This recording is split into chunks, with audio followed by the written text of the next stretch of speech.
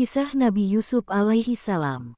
Mimpi Nabi Yusuf. Nabi Yusuf adalah putra Nabi Yakub.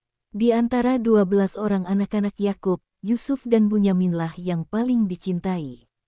Hal ini menimbulkan iri hati saudara-saudaranya yang lain.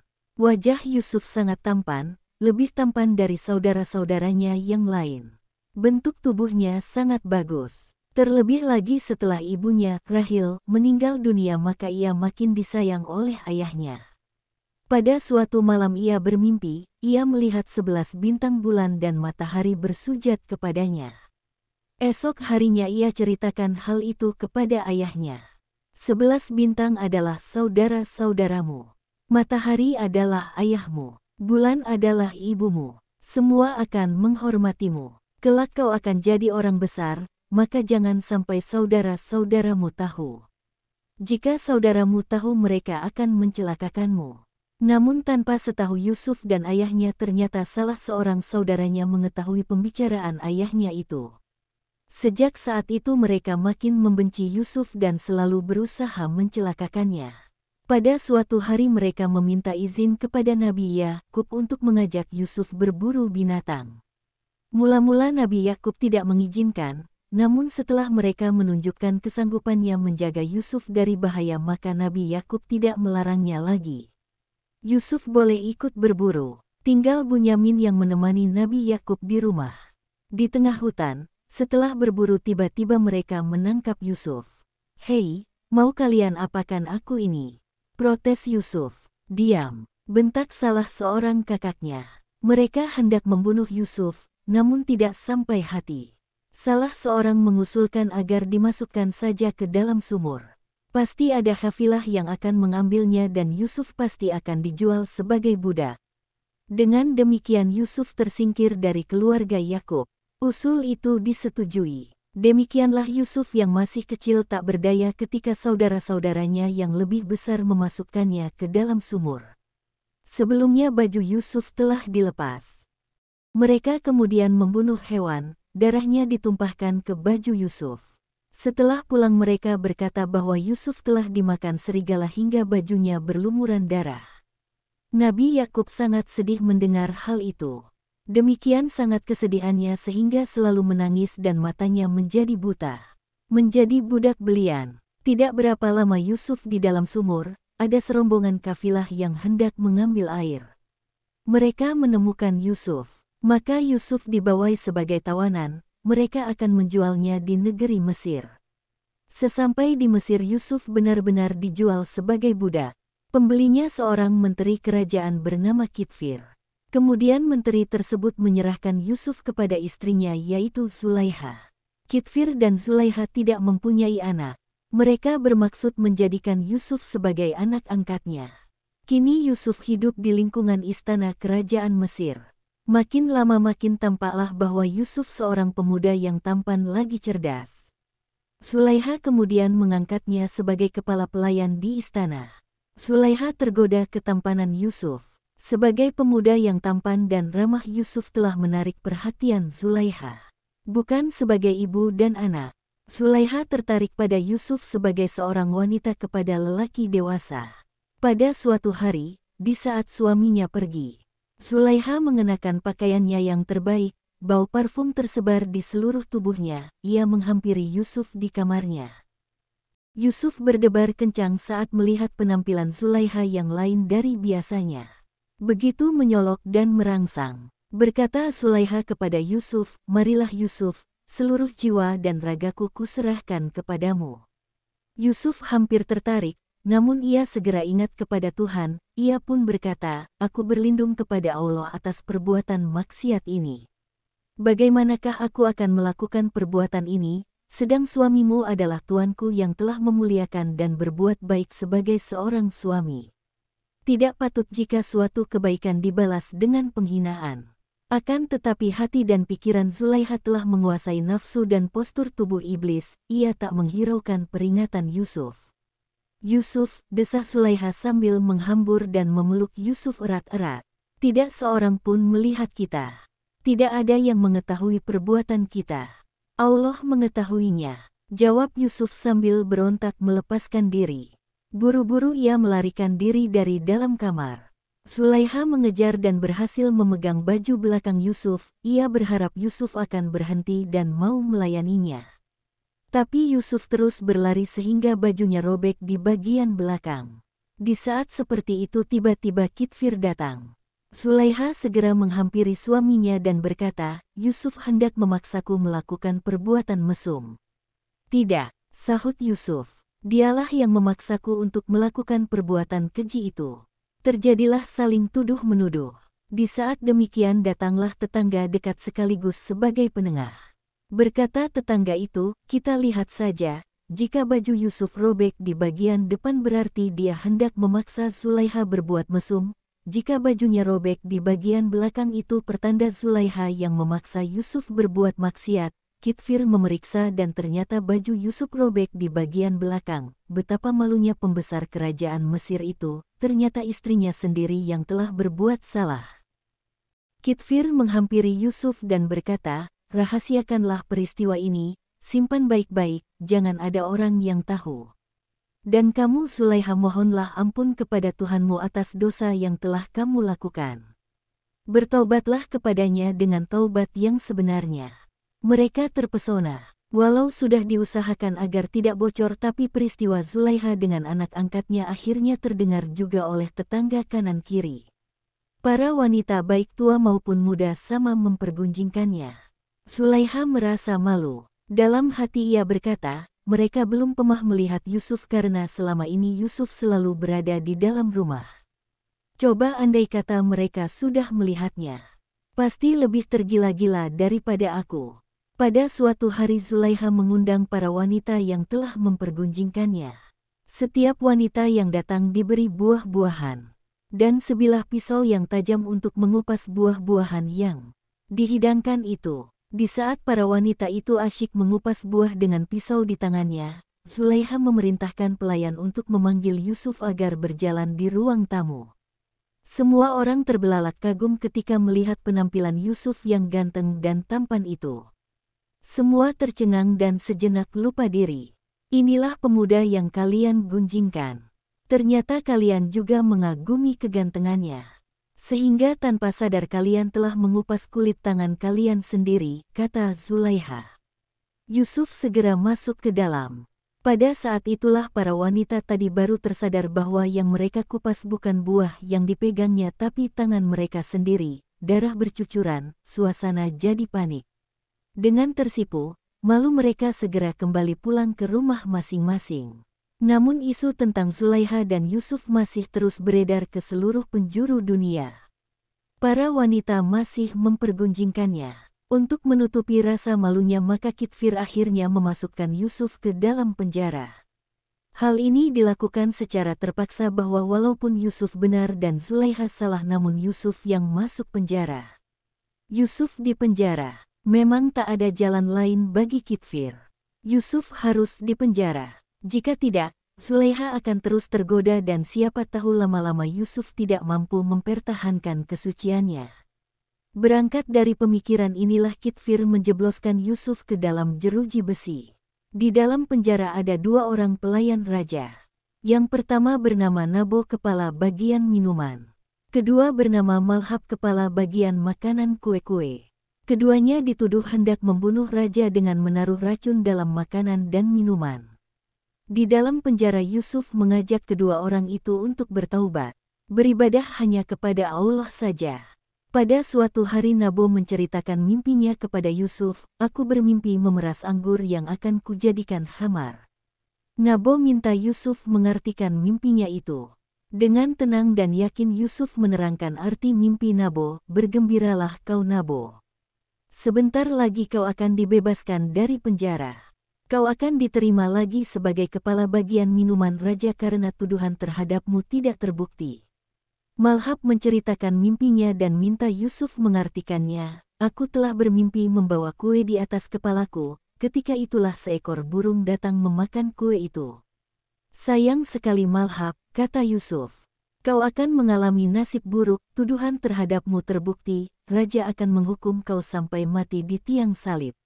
Mayatmu akan dimakan burung buas mulai dari kepalamu."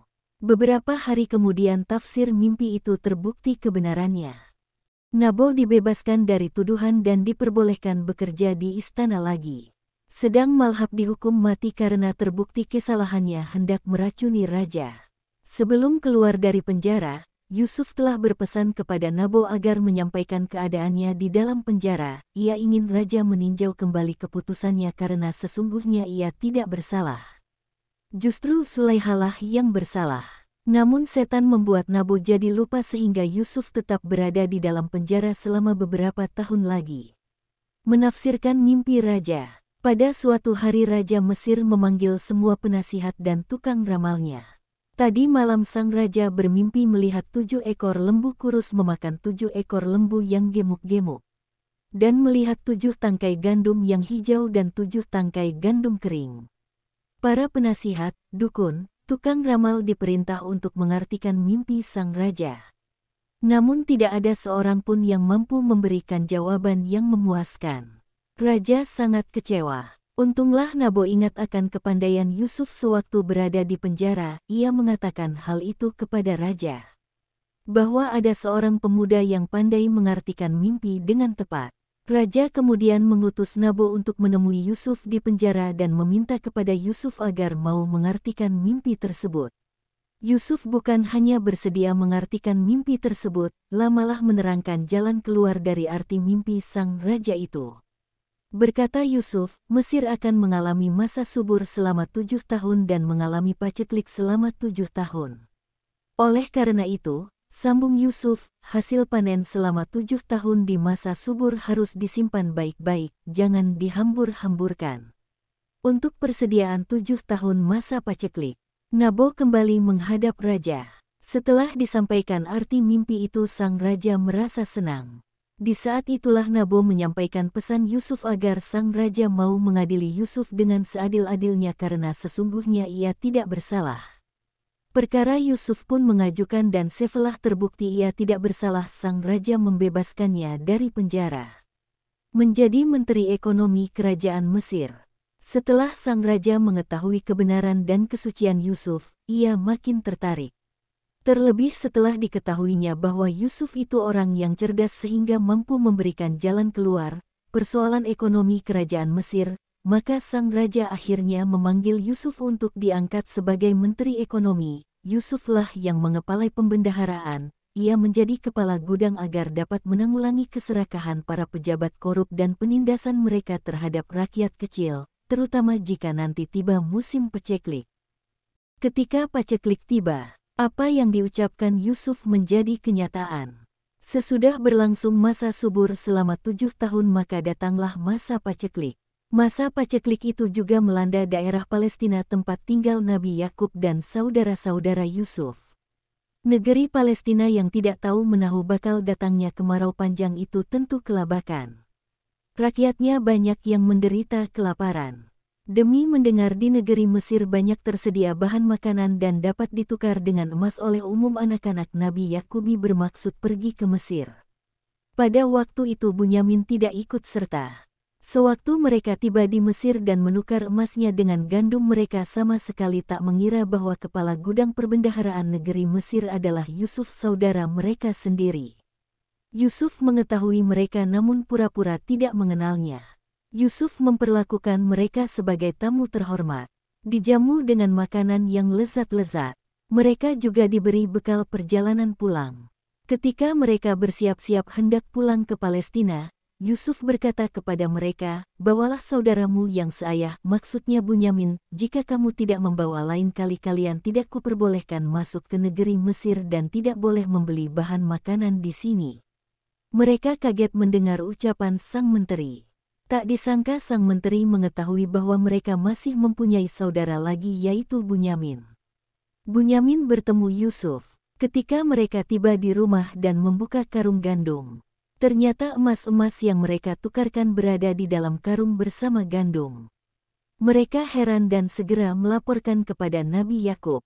Sungguh aneh, gumam Nabi Yakub, ketika mereka mengatakan keinginan Menteri Ekonomi agar mereka mau membawa Bunyamin ke Mesir, Nabi Yakub langsung menolak, khawatir Bunyamin akan mengalami nasib serupa Yusuf dahulu. Jika kami tidak boleh membawa Bunyamin maka kami tidak boleh memasuki negeri Mesir dan tidak boleh membeli bahan makanan lagi, kata mereka. Nabi Yakub tetap tidak memperbolehkan Bunyamin dibawa pergi. Trauma atas kehilangan Yusuf masih menghantui dirinya. Namun ketika persediaan bahan makanan semakin menipis, maka tak bisa tidak mereka harus pergi ke Mesir lagi.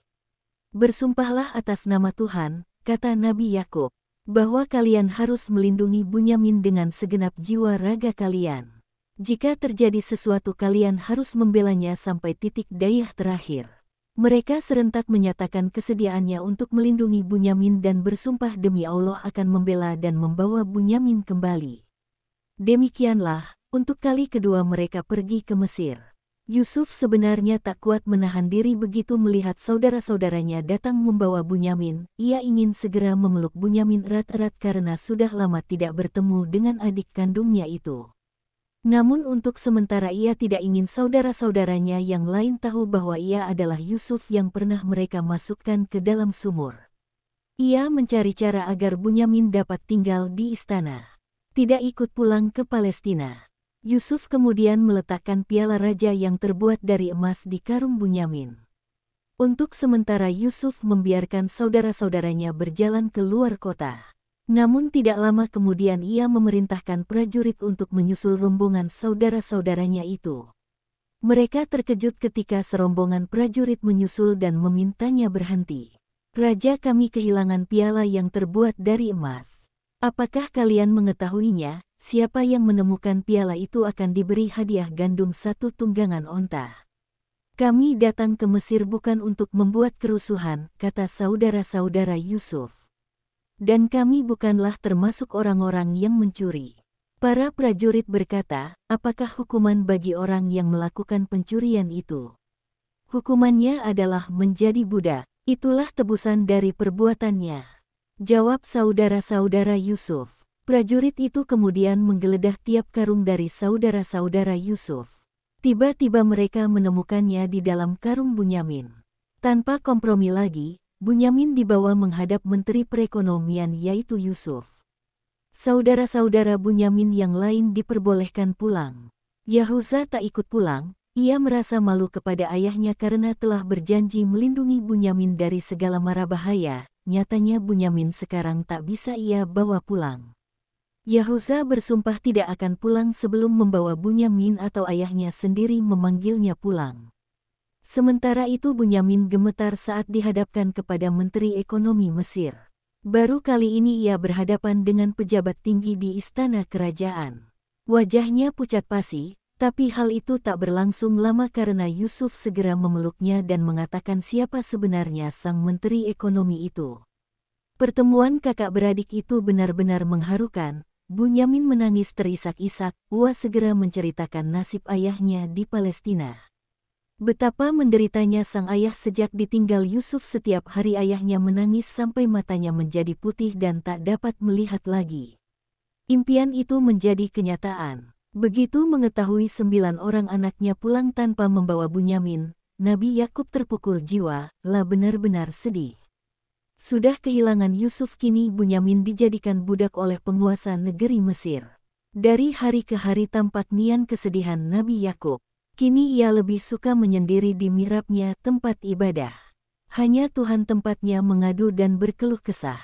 Pada suatu hari ia mendapat ilham bahwa Yusuf itu masih hidup dan tak lama lagi ia akan berjumpa dengan anak Yauk sangat dicintainya itu.